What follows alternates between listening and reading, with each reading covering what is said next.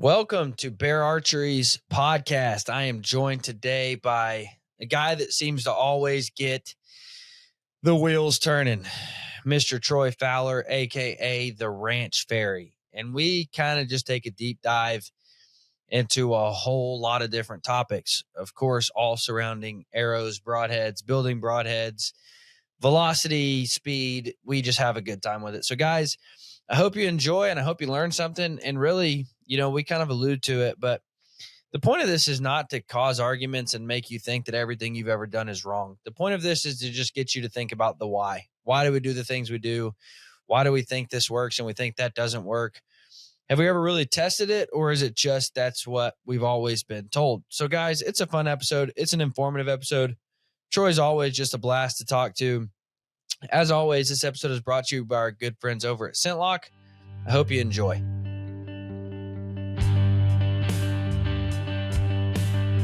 With over 90 years of innovation, Bear Archery continues pushing toward the goal of founder Fred Bear, making archery accessible for all. Fred believed the history of the bow and arrow were the history of mankind, and everyone should immerse themselves in the outdoor experience. Welcome to the Bear Archery Podcast, where the mission is simple: to hunt, grow, and inspire others.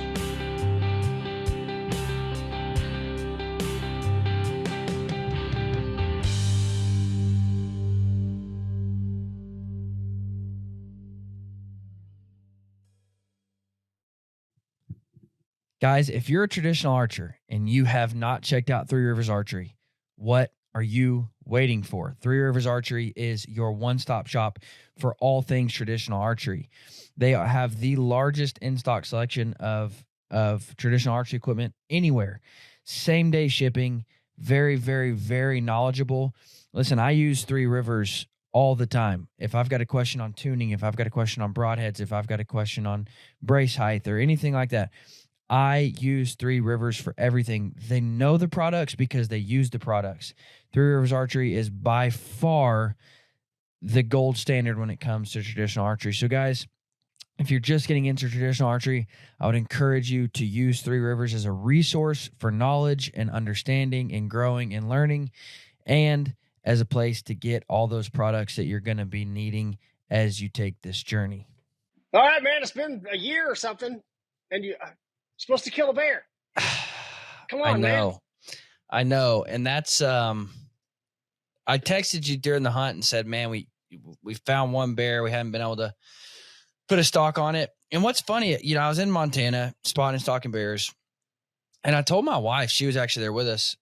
She didn't hunt, I told her what's frustrating is if I was just to go out there and do that on my own, I'd be like, man, I really thought I'd find bears here. But I was with Justin Spring, executive director of Pope & Young, and just a phenomenal hunter. And I mean, he's killed probably 20 plus bears in this area. And so he knows this area well. And Right. The bears were they were spread out. And here's what really happened. The week before I came, up until the end of May, everything was still snow covered. And then the snow dumps off and everything just turned green immediately. Oh, so they just didn't have to do anything. Yeah. I mean, usually with spring bears, you can just chase the vegetation and you're in bears, but everything just turned green. So I guess since the snow held on so long, as soon as it melted off, everything was green. And so even under the cover was green. So the bears didn't have to come out in the open and feed. Yeah, they didn't have to work at it. My first trip to Africa, there's a rainy season and there's a dry season down there. And my first trip to Africa was coming off a full moon, which never helps. Yeah. And then it had rained longer than normal. And so it was still pretty green, in the Kalahari Desert. Right. Green is relative. Now, we struggled. I ended up stalking and killing stuff. But, you couldn't waterhole and just sit there and have a parade going by like August or September. I'm actually going back to South Africa 28th of August. Might shoot a Cape Buffalo and have the opportunity to go on a rhino green dart with a veterinarian group. That'd be fun. PH guy, well, Ryan's a friend of mine who has a killer lodge over there. I may do a ranch fairy hunting over there next year, but he said it's kind of spur of the moment, and if we'd have to break off whatever we're doing. And I said, yeah. Are you kidding? To get your hands on a rhino and get it to get up and walk off? For sure. I don't care how many days that takes. I don't care. Right? I'll go back and shoot plains game. But to get in on a rhino dart, are you kidding me? That would be unbelievable. So I said, book that. Yeah, for sure. That's awesome, dude. Yeah. So yeah, it was a rough hunt. Obviously a fun hunt, obviously a good time, but yeah, it was rough, man. I mean, we hunted. I mean, we went hard in the paint, and definitely, it's one of those hunts you leave and you gave it everything you had. It's not like, man, I wish I would have tried this. Wish I would have tried that. I mean, I have a friend of mine who's a psycho mule deer hunter, and he's my guy. He's a friend of mine for 25 years. So he keeps up with all the Western stuff, which I don't follow. I don't even understand it. Right. It's so foreign to me. And like last year, he just sent me a code for deer. He said, you got 7 points in Colorado. Here's the code. Apply. You're going to draw. And I said, okay. All right. We went one year on a 4th season deer tag, which are really hard to get. And it's supposed to snow up high. And then all of the deer come down, and play fair in the sandbox with us. That year it didn't snow.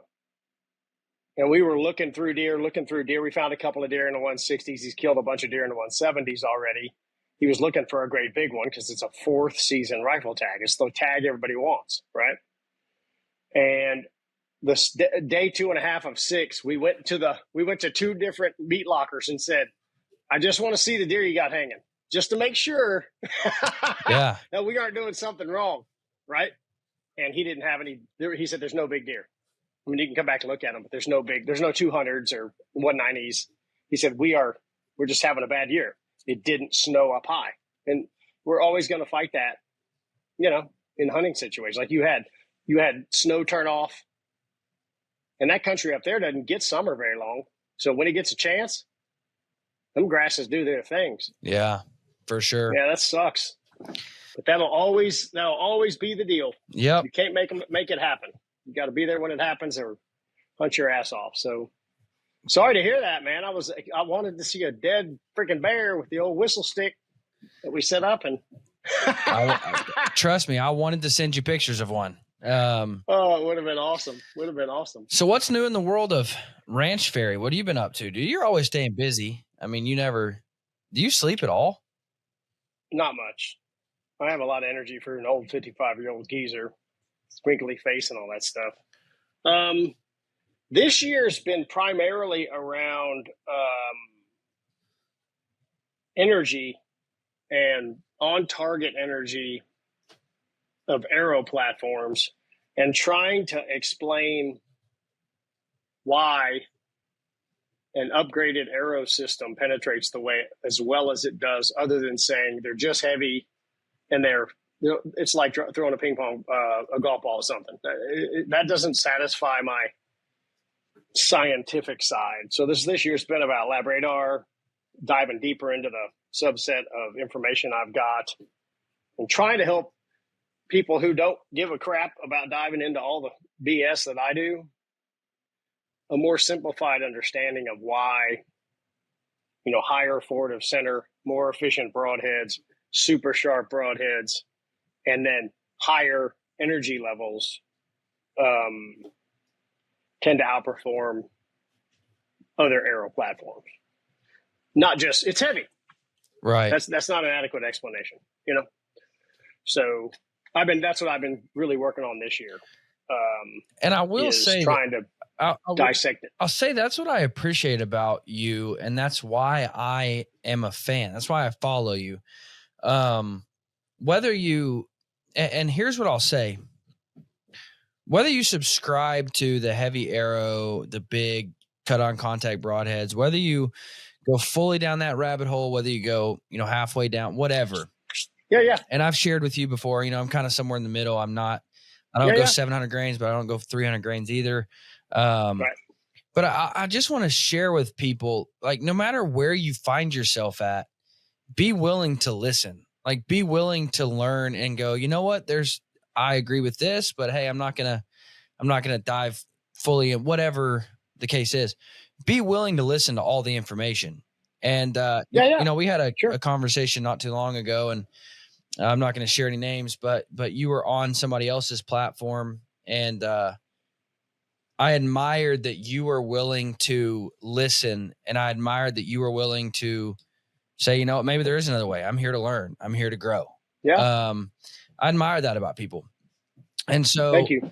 I also think that a lot of people, Troy Fowler is goofy and he's fun and but he's also, he wants to know why he thinks what he thinks. And that's what I'm still, brother. What happens is, I'll give you a perfect example. I had the hunting public guys down last week. We did some testing and we had a pig and we were shooting mechanicals and 3-blades and single bevels and, right in as hard of impacts as we could, head shots, just, and a lot of shoulder stuff. You know what we didn't have? A 350 grain arrow. No one had one. Yeah. And it's just, that's what happens. You start doing something, you go, dadgummit, why didn't we think of that? It's not like we don't have arrows. Right. I've got arrows. I mean, I got a few, I can find a 350 grain arrow in here. And it's not to disprove or prove. If you don't test everything, you're only testing one side of the teeter-totter. Yeah. And you're a liar. And I don't like doing that. So I was upset with that. But what happens is during the testing, the scroll unrolls. You don't predict what what happened or what you need. And you have to I can't tell you how many times I've driven out to my place out here 15 minutes away and then had to come back home and get some stuff. Like, I write a list and stuff. I'm a dork. I'm like, okay, need that, need the box of stuff, and I go out there and go, dadgum, leave all my stuff spread out, lab radar sitting up, and I go home to get something I forgot. So I wish we would have had a 350 grain arrow to test against the stuff we had, and we didn't. We didn't even shoot 700. Most of the arrows were like 525, and I bet 95% of the arrows we sell on the Ranch Fair store are 525 to 575. Yeah. And that's what, again, and I'll say it like this. The best arrow that you can shoot is the one that you have faith in. Like, no, there's no doubt about that. 100%. And again, like, I've taken a lot of what you say, and I've taken a lot of what the hunting public says, and I've taken a lot of what, even other people say on the opposite spectrum, and considered all aspects. Mash it all together. Yeah. Sure. And I will say, I mean, I lean towards the heavier side. Some people think my arrows are too heavy. Some people think they're too light, but I land kind of right there in the middle. But that's what I believe in. Like, that's what shoots well for me. That's what, I have a shorter draw length and I don't shoot super heavy poundage. And so that's just what works for me. But other people, like if I tell my wife who shoots, 47 pounds and pulls 25 inches, she's shooting a 450 grain arrow. People are like, what? How? And I'm like, how would she not? Like, she can't go down, My buddy, Rob Nielsen with the Ashby Foundation, his wife is 5'0". She pulls 25-inch draw, 42 pounds. She shoots 575 grains at 31.5% forward to center. And she shoots through deer like that's a joke. Like, she doesn't even worry about that. She has had complete pass-throughs on 4 bull nilgai. Oh my gosh. And nilgai are, for those of you who don't know, they're a Asian antelope that was imported into South Texas. They're they're cow elk size, shaped different, but they're cow elk size, and they're big, and bone structure is real heavy, and they don't like being shot. No, and they she don't. has shot through 4 of them, complete pass-throughs, shooting 42 pounds. That's incredible. How heavy and is her she arrow? shot one at 40. She shot one at 40. She was just like, yeah, whatever. I mean, I got a 40-yard pin. Doo! How heavy is your arrow? Fletching thing went 75 yards. What? How heavy is your arrow, you said? 575. Oh, man. Yeah, 650 was too heavy for the trajectory, just wasn't, worthy. So they kept backing it up, changed the arrow system, lowered the mass of the arrow, actually, went down in spine, did some super tweak stuff. But I think she shoots a 200 grain broadhead and a 100 grain insert or something. But she's just death. But she shot through some big stuff with that. Yeah. And she just got used to the trajectory and doesn't worry about it.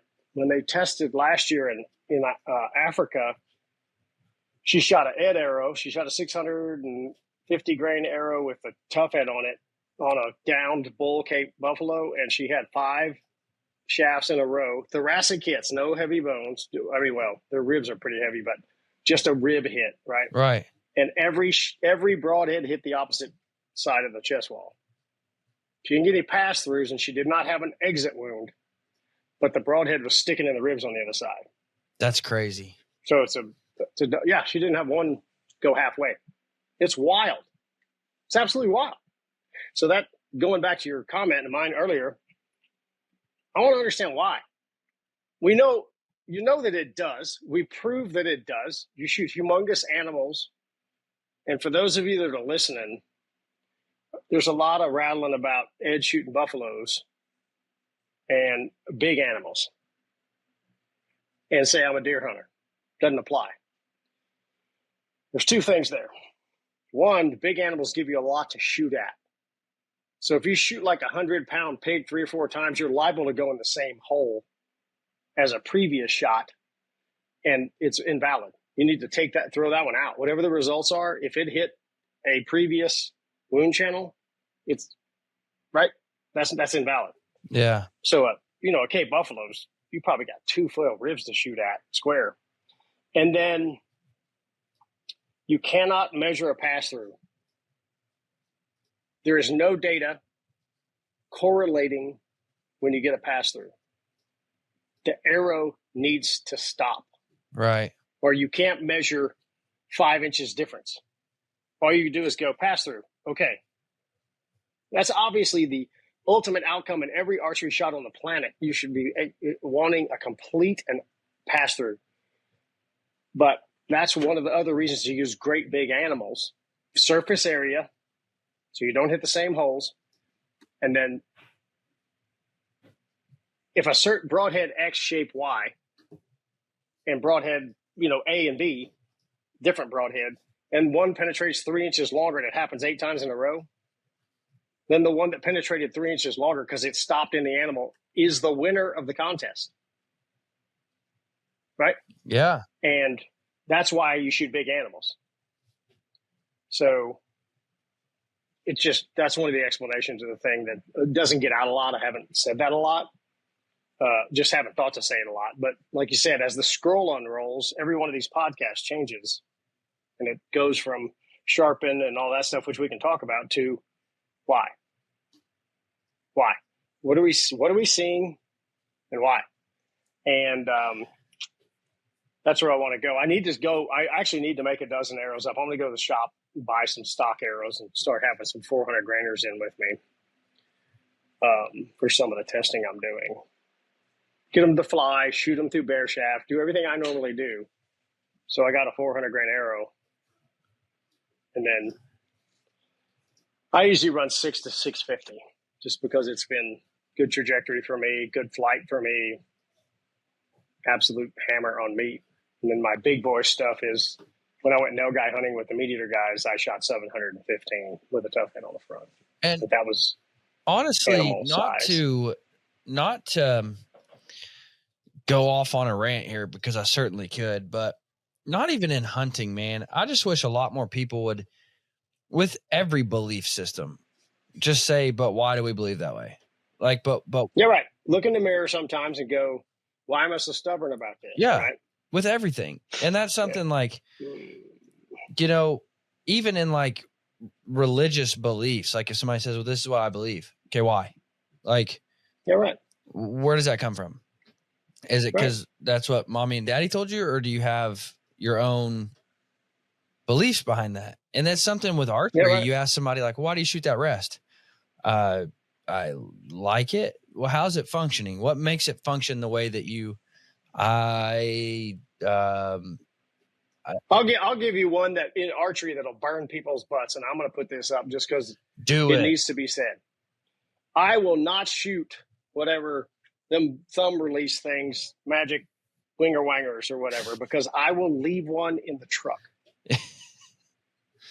I don't know what those things are called. Thumb release, surprise release. Yeah. I don't know. Cool guy release. Or just any kind of handheld. There's these things you put on your pants that have a magnet so you can stick it to it. Yeah. So my challenge with the thumb super guy release, which is supposed to be super good, and I understand this back tension thing, and you kind of pull through it. And one of my friends is shooting one right now, and he really likes it.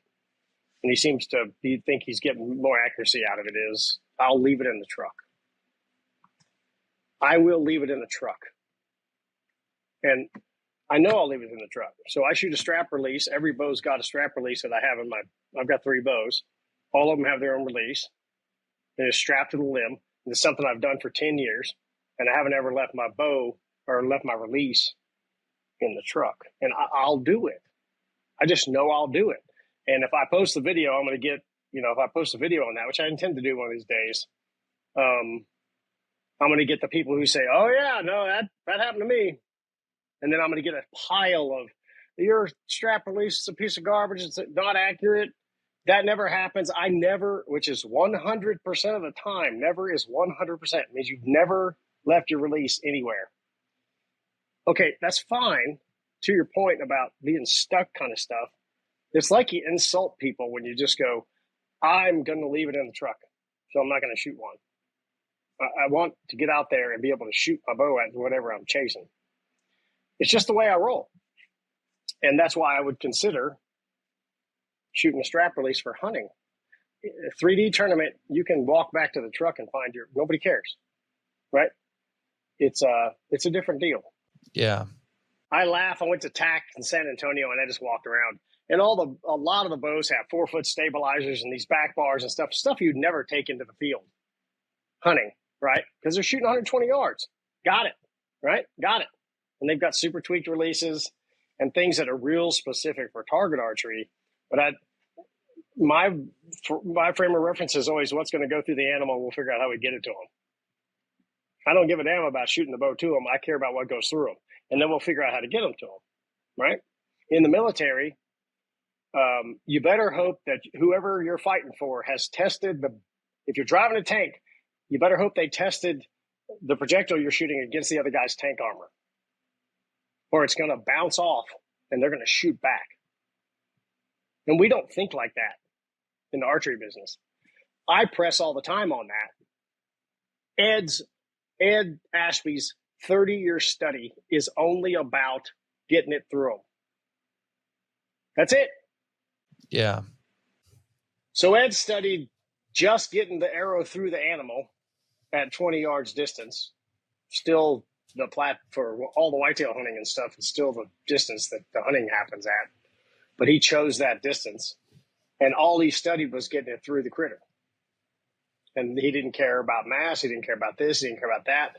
And then as he started whittling down, and one of the little nuances in Ed's study is the forward to center thing didn't happen until about halfway through. When carbon showed up, he was able to take a very light arrow and put a very heavy point on the front of it.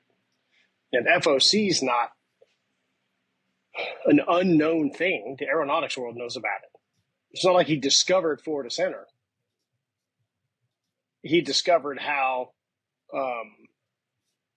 much it helps with all the other factors to have a high forward to center and the good broadhead, single bevel, and perfect arrow flight, and doesn't bend and break, and all the factors. And forward to center really jumped to the forefront, but he didn't have carbon until halfway through. Yeah. So that makes it, interesting. But we're not in the archery business. They're not. All of my comments and a lot of nasty grams and stuff I get is people who fly it to the target. They're not asking what's going to happen when it gets there. It's kind of sad. They're going to find out when it hits an elk on day 4 after a year of planning. Yeah. That's their test, right? That's their test. Right. It can be brutal, especially when one decides to come to the call and quarters in a little bit. Can get real special. Now, I've got a question for you, and this might take us down a long rabbit hole, but it's one I'm willing to go down. I do want to get back to your testing and why you're testing it and how you're testing it, but I was challenged with a thought the other day on single bevels versus double bevels. Mm-hmm. And the challenging thought was this: it takes a whole lot of energy, a whole lot of power to drive a screw into a board. Mm-hmm. It's a whole lot easier to push a nail into a piece of wood than a screw. Mm. So the energy that it takes to quote unquote continue to spin a single bevel into the animal is taxing that energy from somewhere, i.e. your arrow. Whereas if you shoot a double bevel, it's going to push through like a nail and not tax the energy of the arrow as much because, again, it's easier to push a nail into something than it is to screw a screw into something. Wow, now I have a new video I need to do. Thoughts? It's a complete misunderstanding of how the broadhead works. Okay. And that's okay. Because like I said, I got to add that to the scroll. I've got a notepad about this long that's full of video ideas. I'm going to add this one to it. If you're asking it, 1,000 people are thinking it because they've run screw guns and stuff. It sounds completely logical. Here's the problem. The only way a single bevel rotates is by forward motion. Okay. It does not rotate independent of that. The pressure of the meat and the density of what it hits makes it rotate. Okay? Okay. So the bevels are offset, and when the meat pushes on it, it pushes back, but it's also due to forward motion. It will not do it sitting still. The second thing is double bevel broadheads stop rotating at impact. Every broadhead platform on the earth stops rotating at impact. There's nothing to make it rotate. 3 blades and 4 blades don't rotate at all, for sure, right? There's too many blades. And then the third thing is, I said 2, but you get the bevels rotating with the fletchings in the same direction, which you should always shoot bevels and fletch the same direction, and you should always shoot a little bit of helical or offset. Just it's a more accurate. That's a ballistics thing. That's not me talking. That is heavily studied in firearms and all kind of stuff. So what you've got a broadhead that's already wanting to spin when it hits the meat, that's already rotating in the same direction that it wants to rotate. So it's actually more efficient. And God help you if you hit a bone, because the single bevel will rotate in the bone. The bone is more dense. It will rotate more and snap the bone and break it. So, whereas a double bevel will just go bunk. Well, it could break it. Excuse me, let me back up. A double bevel could break a bone, but it doesn't have any leverage to help it break a bone. So is it that it continues to screw through the animal, or is it simply the bone breaching ability of it? That initial. It's both. Okay. So how far? So it doesn't. I'll give you for instance. I've shot a bunch of pigs with it, and when I hit between the ribs and maybe hit a one rib, I get very little rotation out of it. Maybe a quarter turn, and that's side to side. So it doesn't like rotate like a hole saw. It just kind of. It's about a quarter turn. Hit a bone, the bone snaps and explodes. Generally, they explode. They don't cut. They pop. And it will rotate more. The most I've gotten on a pig is a full half of a rotation. So the broadhead was here, and it exited like that. Most of the time, if the broadhead hits vertical, it's out. It comes out about like that. So it's about a quarter turn. Most of the pigs I shoot are skin to skin a foot, maybe a little more, but not, It's not a K buffalo, right? And so it's not 2 feet between the ribs. On deer, you won't see a lot of hyperrotation because they're so thin-skinned. But there's one other thing that, where's the stuff? Hang on.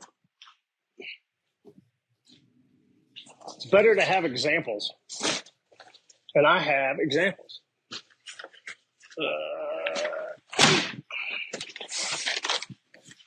Okay. I had this on one of my videos a really long time ago. And this is a single bevel broadhead edge. Okay. Is this going to be on video? Yes. Okay. It is cutting on a bias. I don't have the same degree, but you'll get the idea. This is close.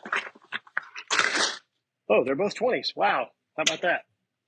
So you got a blade there, and the other blade is over here. They're not cutting on a straight line.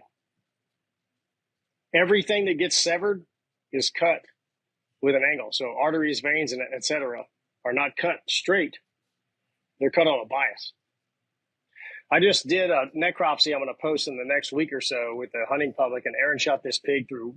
He scuffed one lung, which is, can't believe that happened. And it went through the liver, and there are multiple cuts in the wound. Not one. It's not just a slice like he cut a knife. Ed's told me about this. He's got pictures in the study of it. But it's like he said it's like spaghetti winding up on a fork.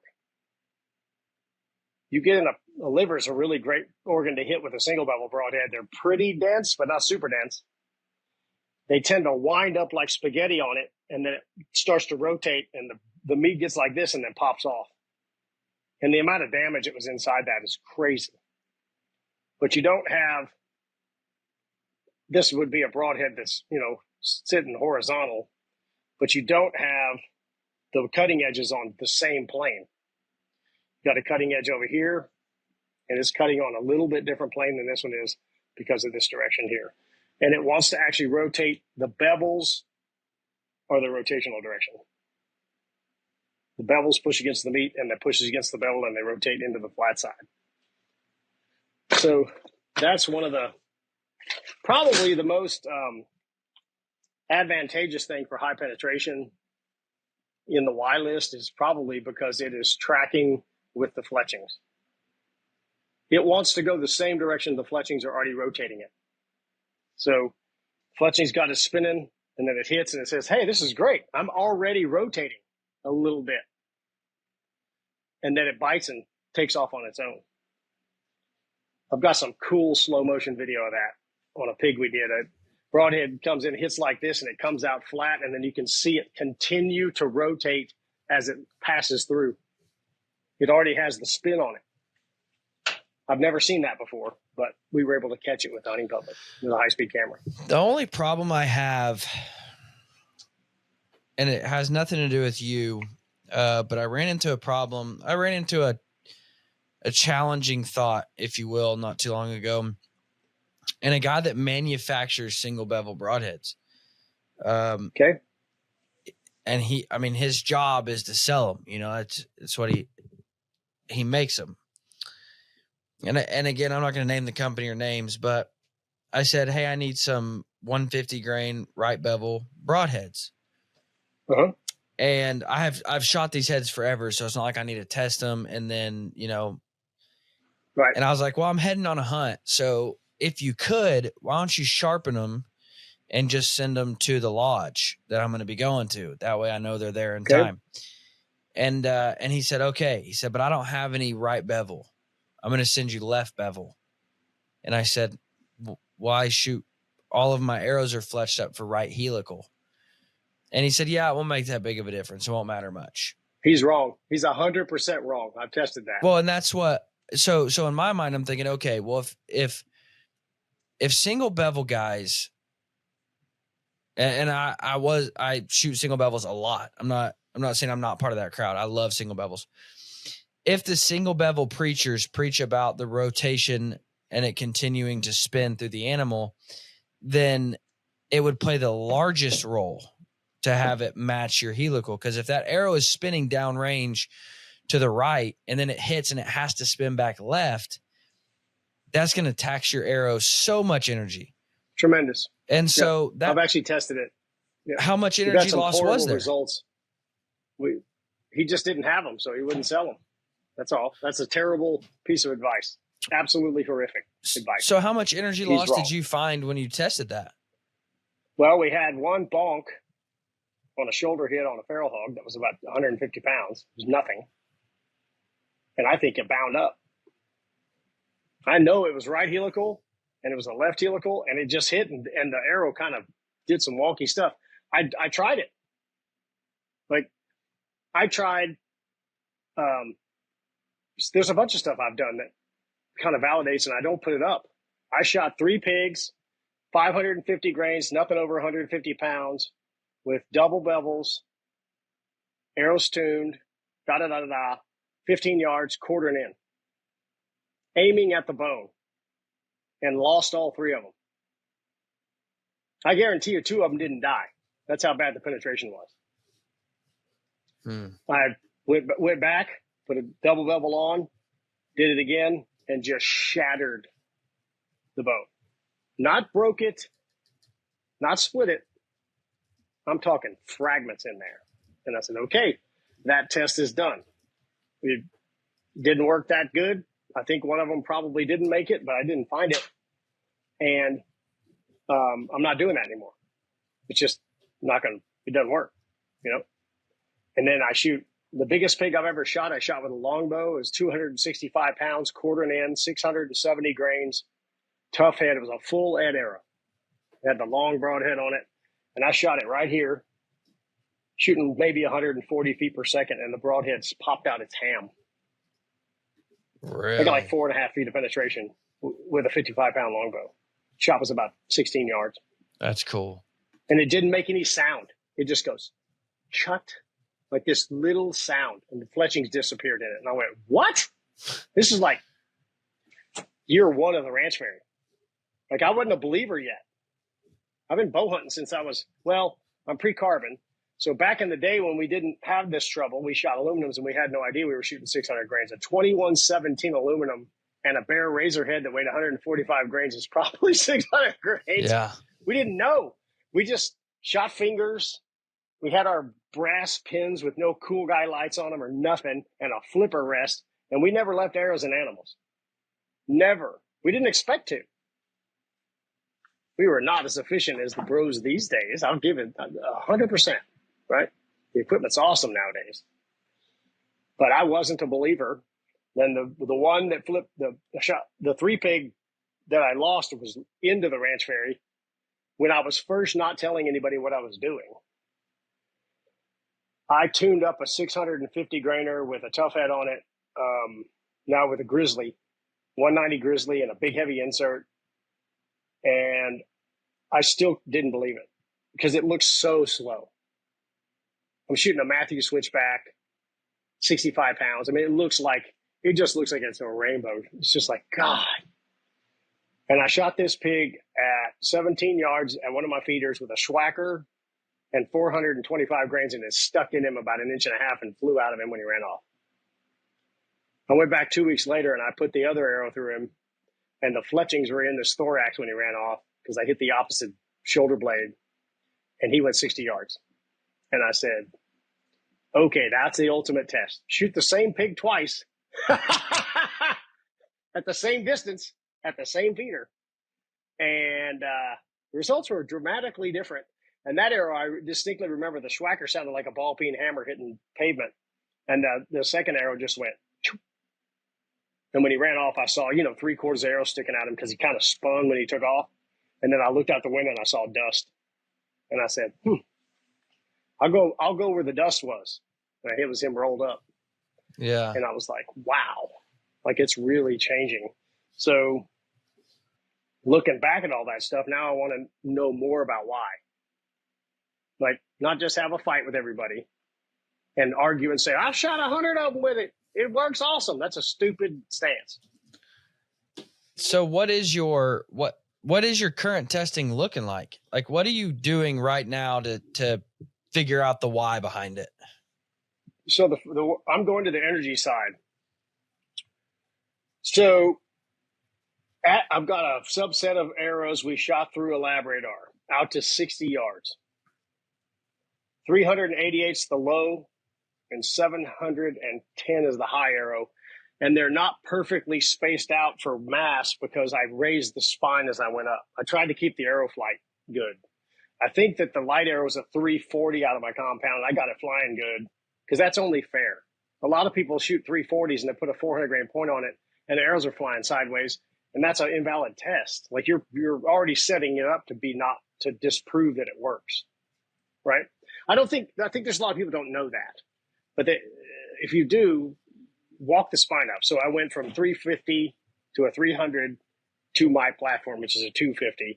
And I shoot 650, 600, and 715 different setups but they all fly. And the launch energy of a 436 grain arrow is 17% less than the launch energy of a 620 grain arrow. So at the bow. Okay, wait, say those numbers one more time. So the launch energy of a 436 grain arrow is 17% less than the launch energy of the arrow that weighs 600 grains. Okay. You're already giving that up shooting the light arrow. I just did a video on this and it's causing some heartache. But it's just math. Like the lab radar is right up there. It doesn't give a hoot in hell about us. It just does its deal. And then the thing that really got me is a 589 grain arrow has equivalent energy at 60. Okay, that's at the target at 60 to a 436 grain arrow at the bow. And when I saw that, I went, you've got to be kidding me. So at 60 yards, it has the same energy. It lost energy. So it launched at a higher energy at the bow. Every arrow degrades as it goes down range, right? Speed slows down, energy slows down because this mass times velocity. This is all momentum. And the 508, it happened to hit 589 grains. It's just, we were walking them up and that's where they landed. The shafts are different and it doesn't ever hit plumb. It can't be 560, perfectly in line. If y'all test this and try it yourself, you'll find out the hard way. And you'll have to go back and get your arrow saw and make up a bunch of adjustments and go to the house 3 times because you forgot a bunch of stuff. But because you can't get the arrows to fly. So I'll repeat that. There's a 436 grain arrow in there and its launch energy is equivalent to the energy at 60 yards of a 589 grain arrow.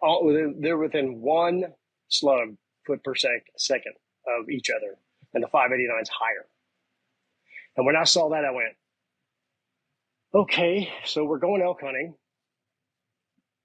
and we plan to possibly shoot 60. What do you want at the target? You want more energy or less? Because remember, the 436 grain arrow is eroding too. So when you compare those 60-yard impacts, it's like 20% higher than a heavy arrow to get there and deliver it to the target. So what was the speed difference?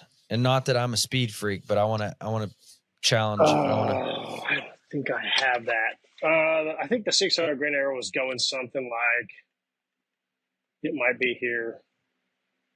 It's about 35 feet per second difference at launch. It's not as bad as you think. I do remember, God, where is it?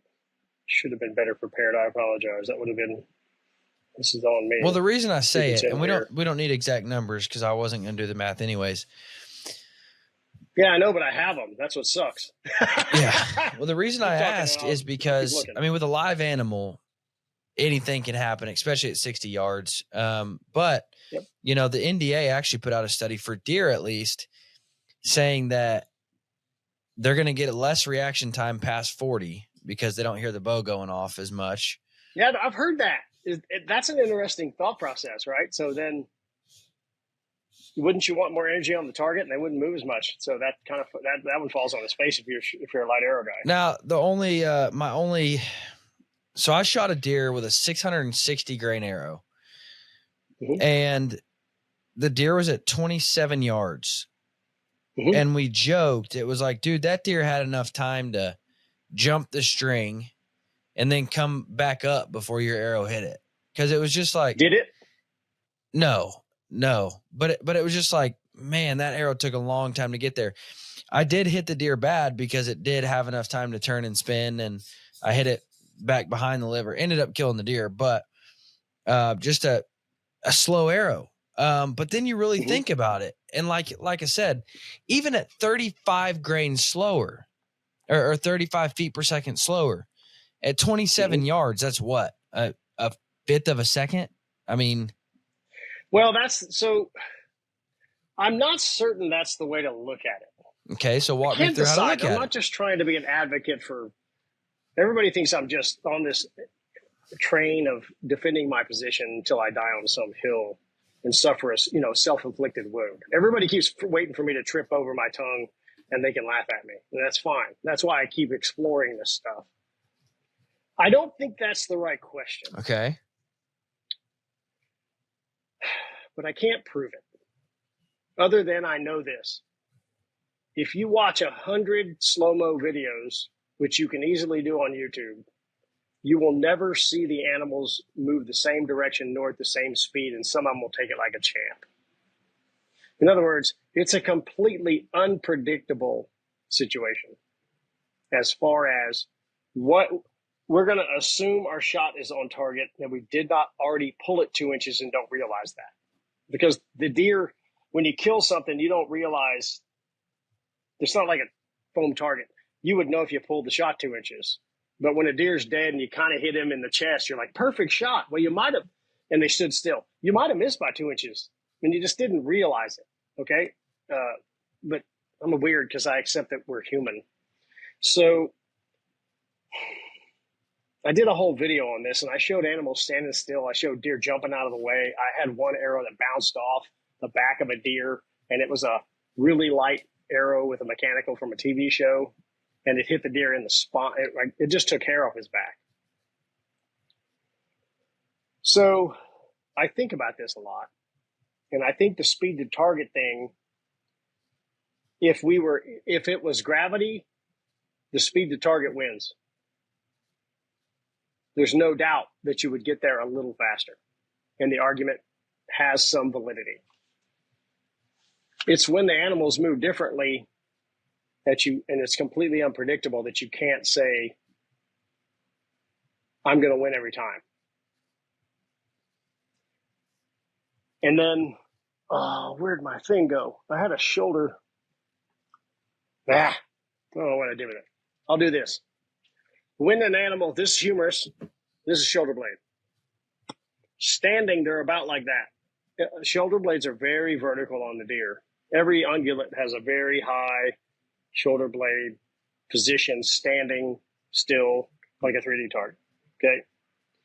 When they move, the scapula goes down and closes the vital V. Okay. That's the vital V right there. So let's just say you're back here. You're right on the crease where you think you're going to miss the shoulder, but you're elevated. So the arrow's already going to hit a little higher. I know nobody ever misses and everybody makes the adjustment. And in the heat of the moment, you always aim 2 inches low. I got that. But for us humans who forget all that because we're kind of freaking excited, you're elevated. The vital V becomes that. And then they drop and they close the opening. And you don't know what you're going to hit. You don't know what part of the scapula you're going to hit. You hit the flat and it's real thin, you go right through. You hit the edge of the scapula, it goes bonk. And I can't get past the fact that the animals are voting. They are changing the shot. as the arrow comes at them. Your deer is a great example. You didn't shoot back there. And it isn't necessarily because of a slow arrow. You'd have hit an inch and a half from where you hit with a faster arrow. It's not that fast. It's 30 feet per second. It's not 300 feet per second. That's another argument. If you're shooting a crossbow, that deer would have been in trouble because it's so much faster. That's a lot faster. That's 150 feet per second, not 30, right? Not 30. So I worry my concern is what they put in the way. Not that you think you can beat what's going to get in the way, because none of them are the same. Again, if you're listening to this, your head's smoking, you want to punch me in the head, it's not gravity.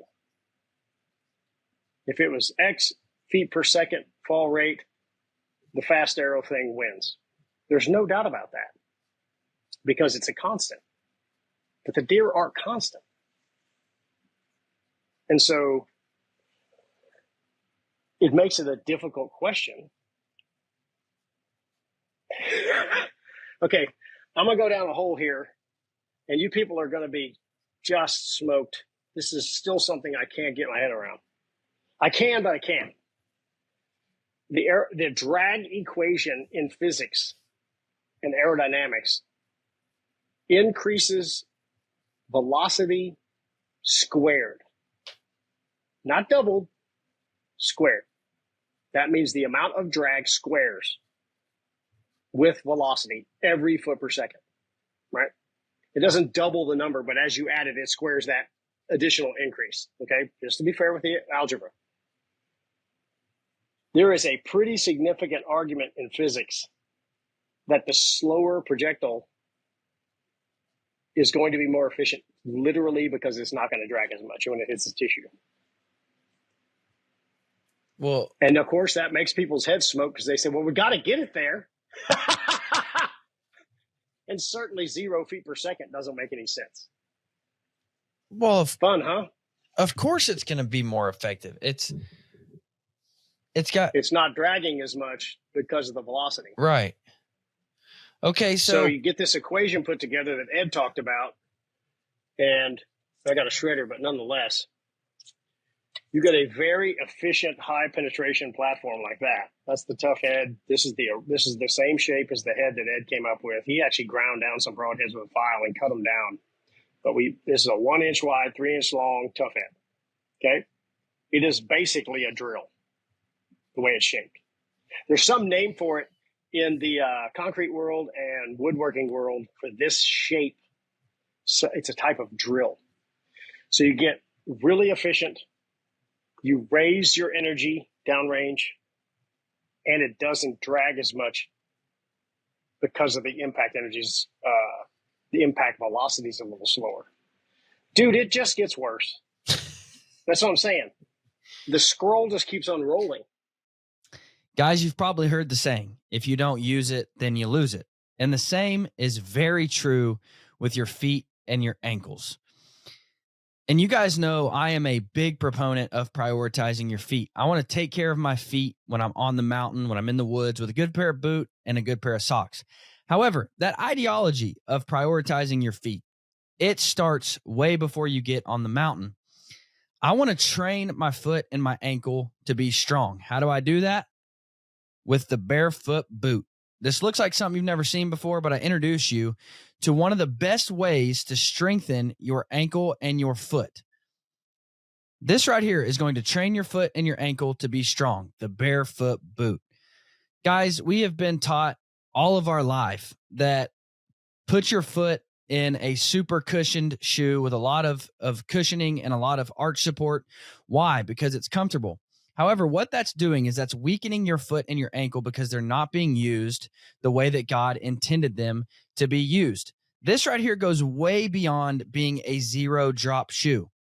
This is a barefoot style boot, which is going to replicate being barefoot. In other words, I get to use my feet and my ankles the way that God intended them to be used, and I'm going to strengthen that foot and that ankle. because guys, when we don't use our feet and our ankle, it's going to cause a lot of problems. It's going to cause our knees to hurt, our back to hurt. It's going to cause those tissues and the way that functions to break down.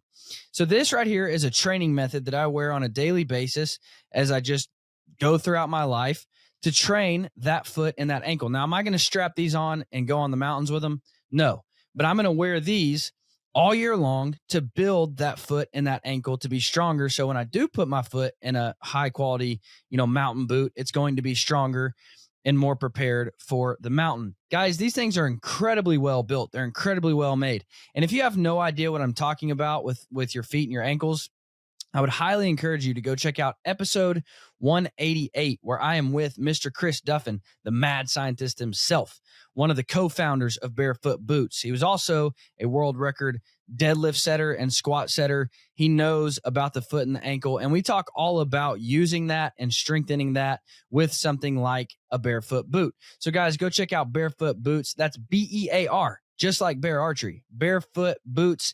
You can go to the Barefoot store, barefoot.store on the internet, and you can even use code TRAINWILD in all caps to get a discount on your pair of barefoot boots or barefoot shoes. But guys, start prioritizing your feet and your ankle. Start strengthening that foot and that ankle so you can be happier and healthier on the mountain.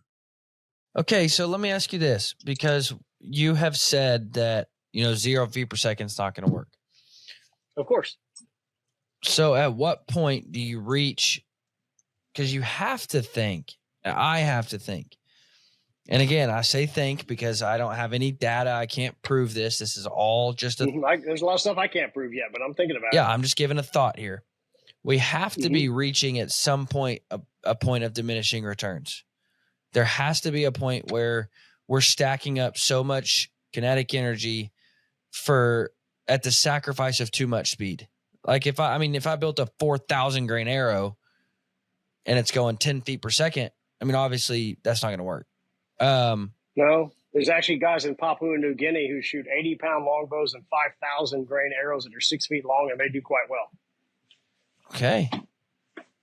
Well, they're still out there, but let's play. I'll play along with you. Okay.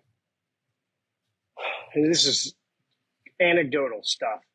The energy stuff still works with the bow platform. The trouble with people thinking about this is they only think about themselves.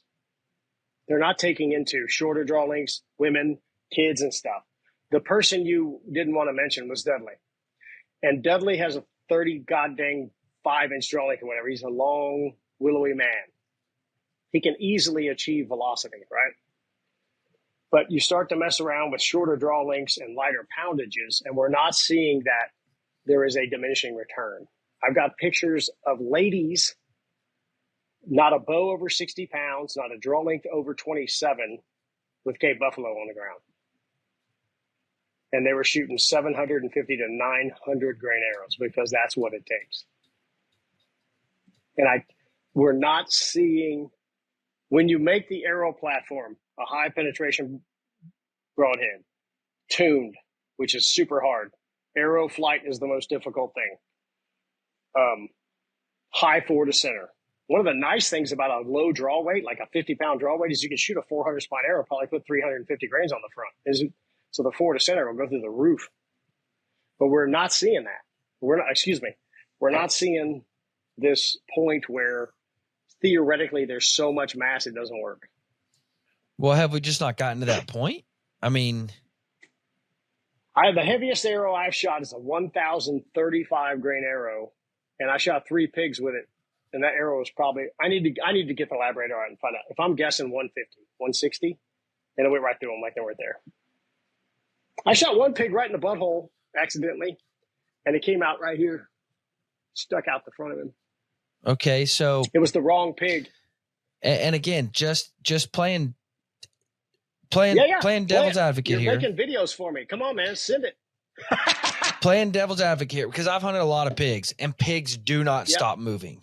They're all the time. They hate it. Yeah. They're always moving. But they also don't duck the string like a deer does. They can't. Their legs are too short, but they do twitch a lot. But my argument to this question is that the pig does immediately run. Like I've had, I know javelina are not pigs. Don't Right. comment and say, no, I got you. It's fine. but I've had Everybody thinks they are. javelinas where as soon as you shoot, they're gone before the arrow gets there. I mean, Yeah. shooting a slow They're good at recurve. that. Yeah, they're real good at it. So they still respond to the sound of the weapon going off. So the whole argument of like, yeah, but hogs don't duck like deer do. I could shoot, whatever. Well, they are still moving. Like they're not just a stationary object. I haven't had a pig stand still yet after the shot. And they're ducking. They're not, they're always moving around, fiddling around. They're just pigs and they got a lot of energy. But at the shot, I've never had a pig stand still. And I've had whole groups of them jump the string. They tend to roll because they don't have any legs. So what they're doing is they're kind of ducking and running away from the sound. And you tend to have even from a tree stand, sometimes I'll have holes that look like a shot from the ground because they rolled a little bit and it looks like it went straight through them when it was a downward hit. I've actually had to pull my deer feeders in closer. I pulled everything in under 20 yards, and we really have been a lot more successful. 25 was a nightmare. 5 yards has made a huge difference. Not to mention they'll get closer, like 20 yards of the motor, but they'll come, on this side of the feeder and be at 16 or 14, and then you can smash them.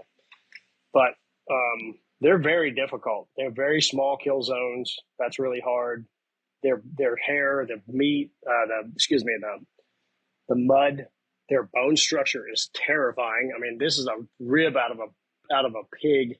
There you go, flat and wide, and super short. Like it's hard to break. Long bones on a deer, ribs are foot long. And they're pretty willowy. These guys are solid, right? And stumpy. So, they're just a particularly funky ass animal. And like I said, I haven't had any stand still, and they tend to roll and try to, like they spin out a little bit. And they usually actually help you. If you shoot at them quartering away a little bit, they'll generally spin away from the arrow, and the arrow actually goes in better, like between the front legs from your intended point of impact. So that's why quartering away is really recommended on a feral hog, is they tend to, the arrow's coming in from behind them. Yeah, we'll do this. And they tend to, if the arrow's coming in like this, they tend to get, let's say it's about like that. It's coming in like this. They tend to roll away and it hits them and it actually catches them. And I've had a lot of broadheads lodged here that intended to be back here because they rolled away from it as it's approaching, and they actually can help you a lot. Yeah. The trouble with them is low enough. You got to shoot them stupid low. You got to shoot them almost insultingly low. So let me ask you a loaded question here. All right, let's do it. Because I know the answer. Like the answer is there's no perfect setup for everybody. But what would you say the average dude, 70 pounds, 28-inch draw, what would you say the best arrow weight and front of center is for that person?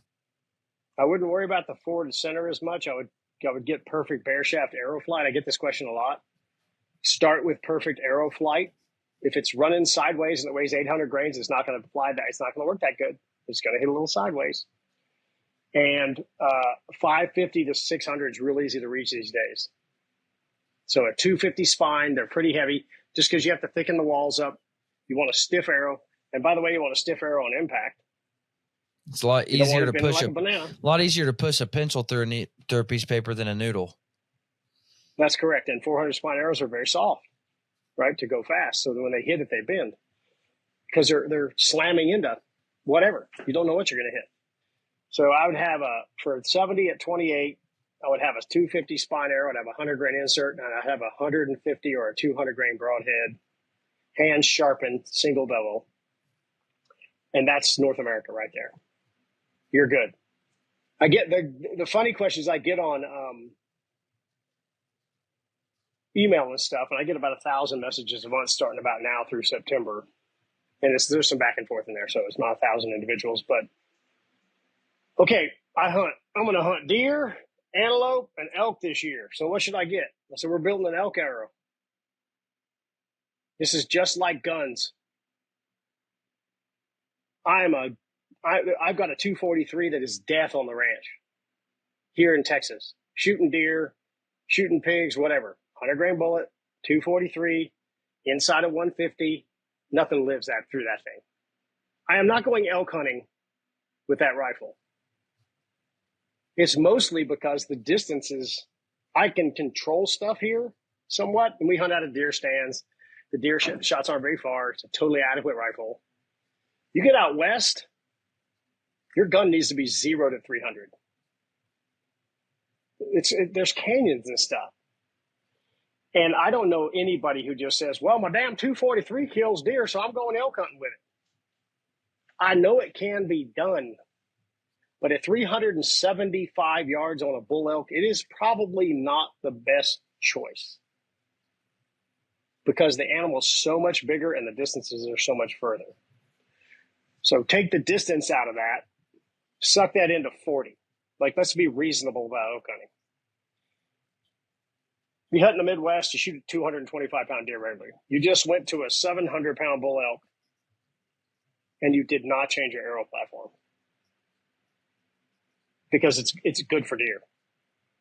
So I tell people all the time, I'd like to see between 550 and 600 grains or more, perfect arrow flight, 150 or 200 grain single bevel, and hand sharp and perfect, hair pop and sharp. And this all goes back, Dylan, to that energy thing. Remember what I said? The 580 grain arrow had had the equivalent energy at 60 as 435 grains at the bow, because the launch energy of the heavy arrow was higher. Both arrows zeroed over distance. I'm not talking about 60 in the 430 grain arrow.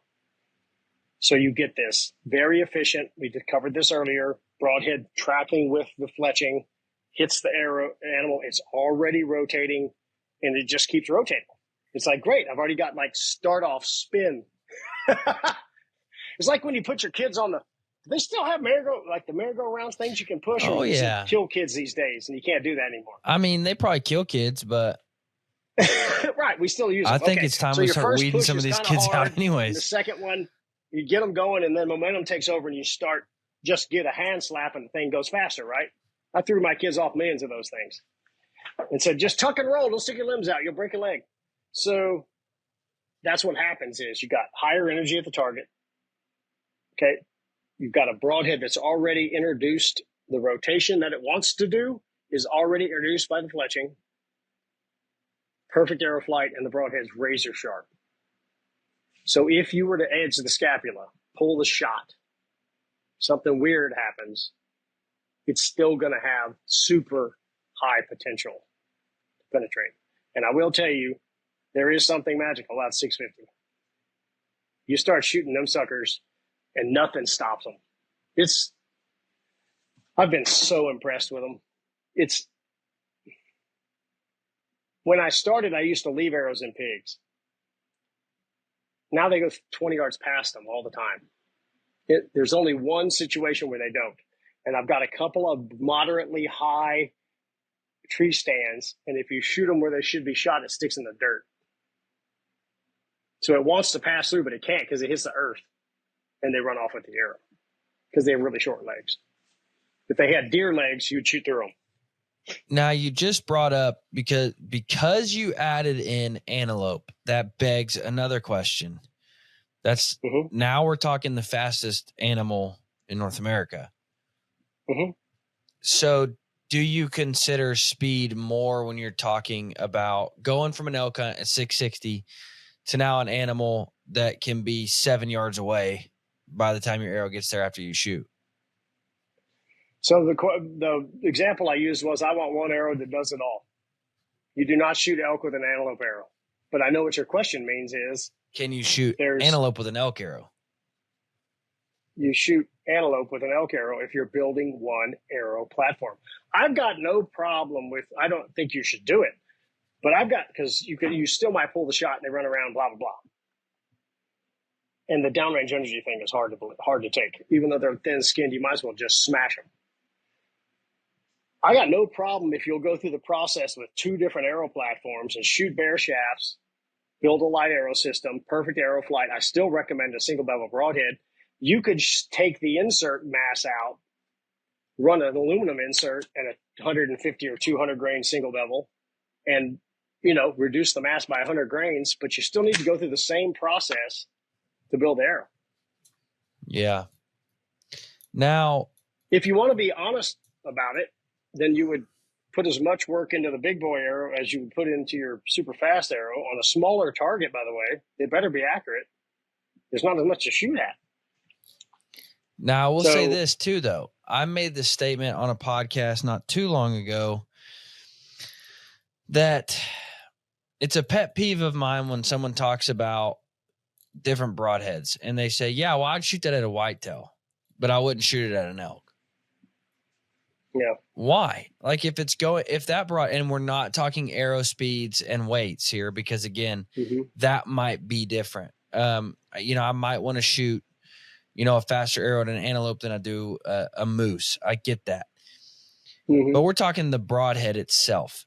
If that broadhead is going to cut and kill the bull moose most effectively, why would it not kill the deer most effectively? It will. And the argument there is what they don't realize they're saying is historically over the deer they've shot, the animals have jumped the string and they've gotten away with it a couple of times and they hit them wonky with a 2-inch mechanical. That's what they're saying. Yeah. They haven't connected the dots on it, right? They haven't connected the dots on that. Now they're not telling us that they balked to and shoulder bladed them or any of that stuff. Nobody tells you that, right? Nobody tells you that. They just say, hey, I've gotten away with it a few times. And I was on a podcast with a guy and he shoots a 2-inch wide, 3-blade mechanical. And he had just the point sticking out the opposite side of the deer. And he said, dead is dead. Yep. On that one. Yeah. Shoot 10 of them. Shoot 10 of them and tell me what happens. Not one. One is not a test. Like I said, I shot 3 pigs with 525 grains in a double bevel intentionally in bad spots because you can do it. It's no loss. And I did not kill any of them. I didn't find them. 2 of them I know didn't die because the arrow was 9 feet long sticking out of them. It stopped like it hit a wall. They just have a broadhead in them. And I stopped doing it. Yeah. But not everybody has that luxury. And not many people want to do it. They don't have the time. They don't have the access. They don't have the luxury nor the dork. Well, I can't stand not knowing. There's something wrong with me. Yeah. It just is. I used to drive teachers crazy. I bet. Asking them why. It just is. That's what the book says. No. And then when I had a cadaver in school, you knew why. You damn well better know why. When somebody rolls into the ER with a COPD or they've got a collapsed lung or they've got a rod sticking through their body, you better know why and what to do next, as opposed to, golly, Mom, that boy's got a hole in him. We ought to probably put our finger in there or something. Yeah. That may kill him. Now, on to the arrow building portion of it and some of the tools that you use. You led me down the path of the Precision Elite Adjust, whatever it's called. Oh, that thing is so good. And I just picked one up from Menards, and that thing's legit, dude. Like, you will get your broadheads razor sharp. They love me. I bet. I've sold a bazillion of those damn things. I have been looking for years for something to sharpen broadhead. There's the tools and the stupid jigs, and you got to buy a jig for this broadhead, and you got to buy a jig for that broadhead. Half the time you grind the plastic off. They work fine, but man, I almost cut the hell out of myself trying to get broadheads out of them and stuff. And I just didn't feel like buying 3 or 4 different jigs because you want to shoot different stuff is the best financial decision. So we did one video a long time ago with Hunting Public. That guy, a couple of the companies that make those jigs, they didn't call us and tell us thanks. They just kept rolling. They did really well. They sold the hell out of them by sheer accident. But I wasn't happy with it. I want average people to be able to get the job done. I got really good at hand sharpening things, and I got it to the point that it would just shave, and I got the stropping thing, but it took a year and a half. And I said, it's just not normal people. People have lives and other things to do. I accept that. They coach baseball and have a wife and kids, and they have a job. That some bitch gets in the way sometimes. And they may not have all the time in the world to sit around like me as a dork at 9:30 at night trying to figure out why you can't hand sharpen a broadhead and figuring it out. And then when I was with Giannis at Meat Eater, he kind of mentioned, I didn't know about WorkSharp. And I said, okay, so I ordered one. And I went, oh my God. It's the holy grail. And you can sharpen knives on it. So it's this $80 tool or $90, I don't know what they are, but you can sharpen all your knives. I sharpen replaceable blade knives on it. Like I'll pull the blades out of my replaceable blades, clean them up, and then put them on there and just sharpen those things out, right? And when the first broadhead I did on it, I remember flipping over the single bevel, 2 strokes, flipped it over, and the burr was completely the length of the steel and completely uniform. I actually had one, I barely touched it with the ceramic, and I was able to get the burr to come up like a piece of hair. I had the burr in my hand, and I went, okay, I got to call these guys.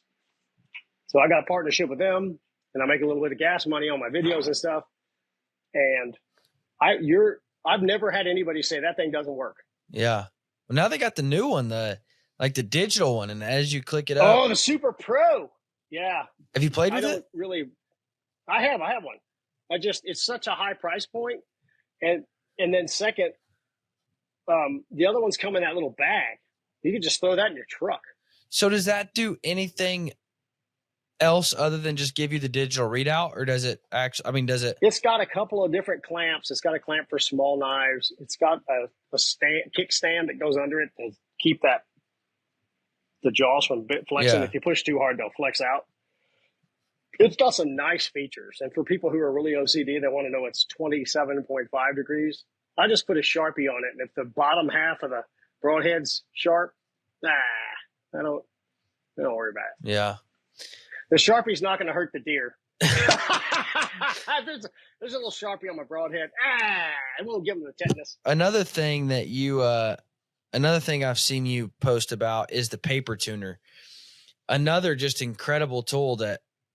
Yeah, that's awesome. That's a great tool. If you do any kind of tuning from home, you need one of those, because it's like, man, the big old paper tuners, they take up half your garage, and you got to get them out, set them up. Like that thing right there is brilliant. No, Matt did a good job with that, and I formed a partnership with him too, make a little gas money off that deal. But once again, I was trying to find. I had people send me pictures of shooting through ladders and boxes. Yeah, and people were really giving it hell. And then when he contacted me, I said, "Well, send me one, we'll see." Because I get a lot of stuff coming in the door that ain't worth a damn. And it's set up right. He's got the directions on the side for you to kind of, redneck in if you're getting a little bit of a weird tear. And then, if you get like one of my Ranch Fairy test kits, that thing's big enough that you can change the point. You can go to 100, shoot through it. Shoot 125 grains, shoot through it. And you can shoot all around in that box, in the space he's got, and really see which arrow combination flies the best. Yeah. So that's been a good partnership with him. Another tool, I had these guys on not too long ago that I'm an arrow junkie. I like to build arrows. That's what I find enjoyable. I fletch arrows probably 4 nights a week. I just love fletching, building, sharpening. The guys at Mod Saw, which they're a Texas-based company. Ryan and Jonathan, sure. Those things, dude, I started playing with mine last night, cut my first dozen with it last night.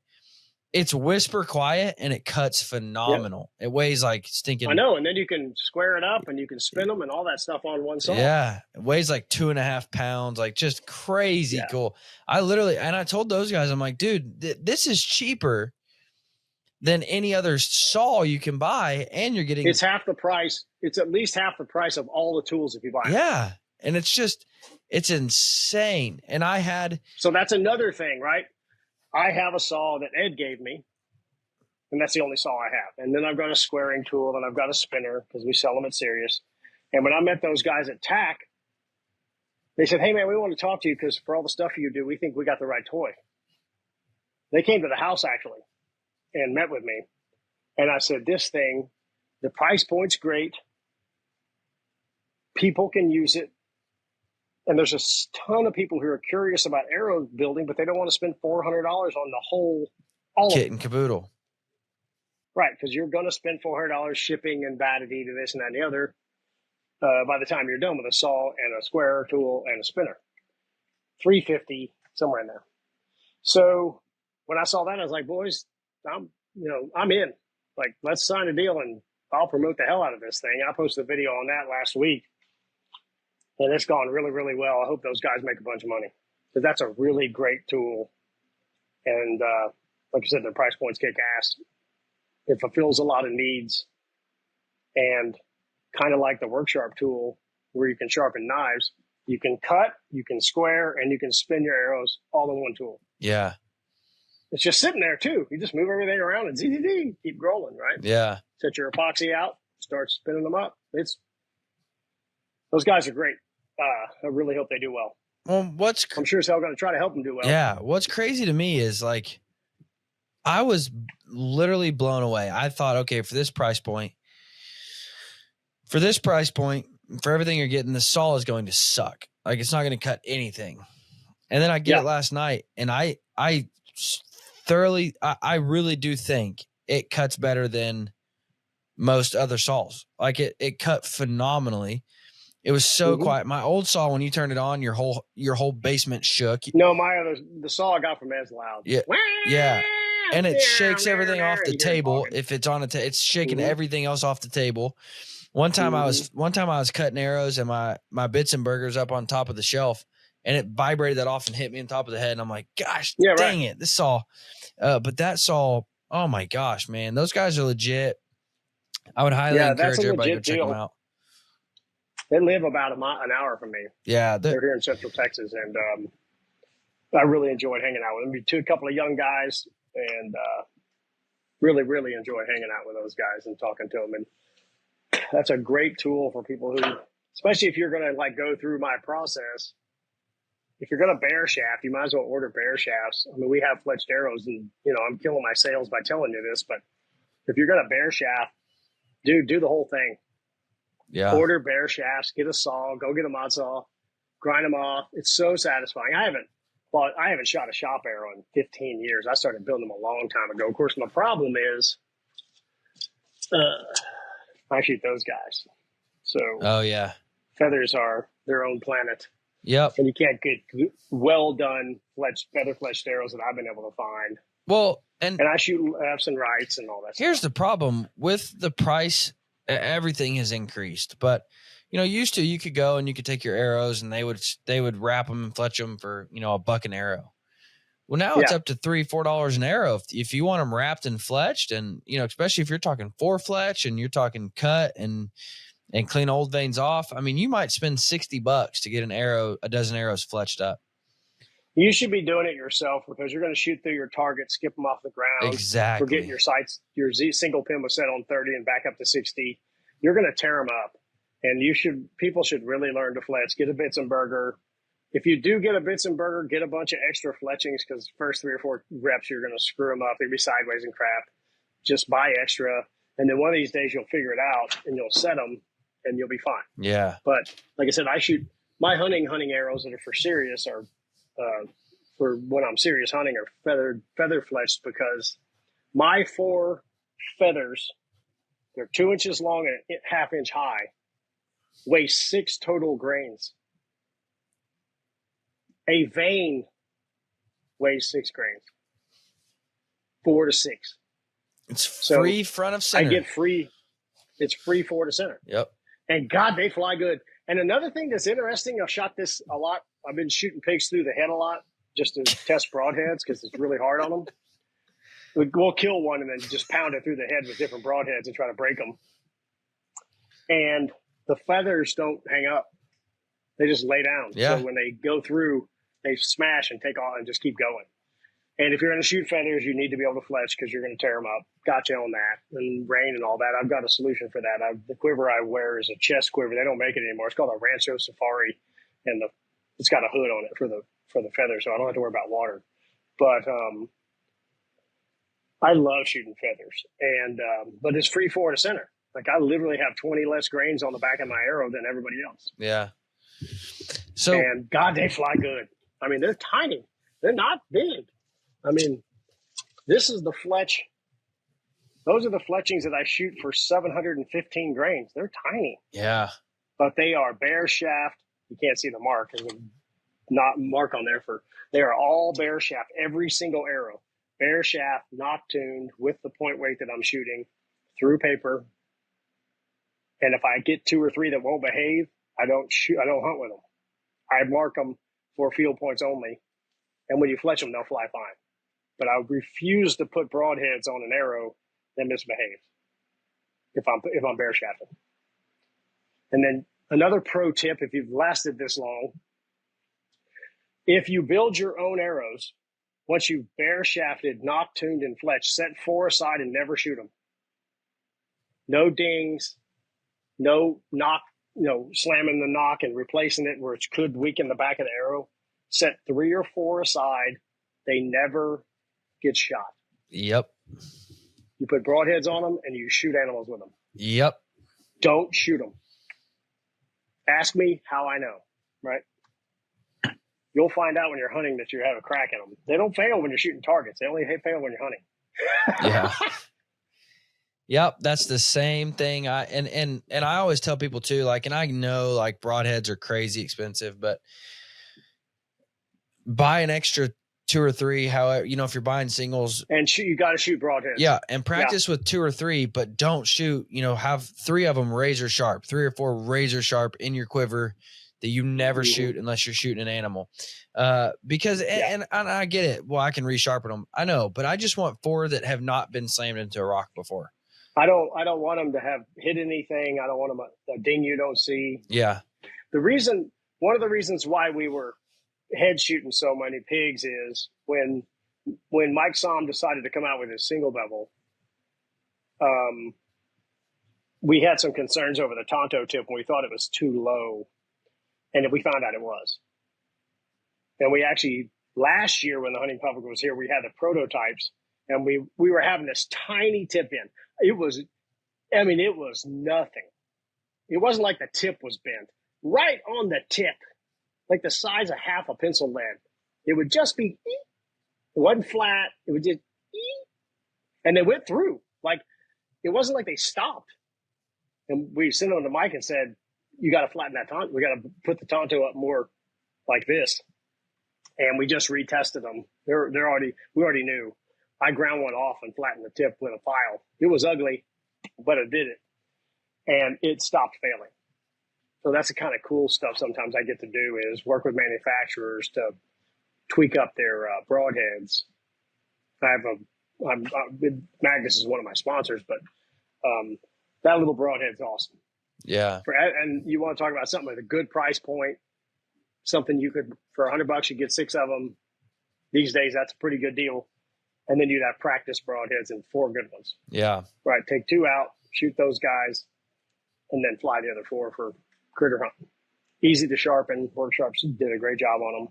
And God, they work really good. My son, the first pig that was killed, one my son shot with the arrow was kind of light. It was like 530 grains. And he broke the impact humerus on about a 95-pound pig, just shattered it. It wasn't cut in half. There were bone fragments. I got a necropsy on my channel about that, but I was pulling out bone fragments the size of aspirin. There was like 6 or 8 of them in there. Where the humerus just exploded. When we saw her run off, she was not doing well. Kind of that one old flapper was kind of had chicken wings sticking out there. He goes, "She is dead, dude. See her right leg?" I was like, "Yeah, that's no good. Bad for business right there." Yeah. So what can people expect? What's Ranch Fairy got coming out with next? I'll be doing more downrange energy stuff. I've done some more analysis on mechanical broadheads. That's going to cause some trouble. I've got some slow-mo video from the hunting public guys where we shot different broadhead platforms into a pig, and by far the single bevel just acted like it wasn't there. I mean, it just flew through it like it wasn't there. And 3 blades, mechanicals and stuff stopped. Doesn't mean the shots weren't lethal, but they penetrate that far, right? And it was repeatable. More on the downrange energy stuff. I need to redo some arrow flight discussions to kind of put new blood into that. And, the scroll never ends. I just read all the hate comments and go, oh, there's the next video. A lot of people who send me hate mail make me realize, oh, okay, I can test that. And I can, whatever you just said, I can test that. Yeah. And see what happens. Thanks for the video advice. I'll be wrong one of these days. And that's okay. What has there, and I know I was trying to wrap up, but now I got to ask you another question. Has there ever been a time where an idea that you thought this is what's going to happen just simply didn't happen? About every third time you go to do testing, you find out. I just did a video where I zeroed at 40 with a slider. I had a 450 grain arrow and a 650 grain arrow. But on the slider, I launched them to hit at 40. So the heavy arrow is going to be more uphill. It's going to be a little bit more rainbow shaped, and the fast arrow is flatter. So I had on the slider the launch point for a 650 grain arrow, and then obviously you go down for a 450 grain arrow because of the way they get there. And I use this analogy. If you got a big fat right-handed kid at the plate and you're playing shortstop and he hits you a firm roller, you're going to throw a little underhanded throw to first base. You're not going to throw the heat. And it's going to go woo and get there, right? If you got a flat-bellied fast kid that's lefty, the minute you get that baseball, you're firing it over there like you're trying to take the first baseman's glove off. And that's a different trajectory curve. I backed up to 45. I held for 40. I acted like I made a 5-yard error. And both arrows hit about, say, 4 to 5 inches low, but they were only 1.5 inches apart. And I did not expect that. I expected the gap to be 4 to 5 inches between the impact points, and I was wrong about that. I was actually shocked that they were that close. They were both low, but they were only 1.5 inches apart when they're launched on the trajectory for the mass of the projectile.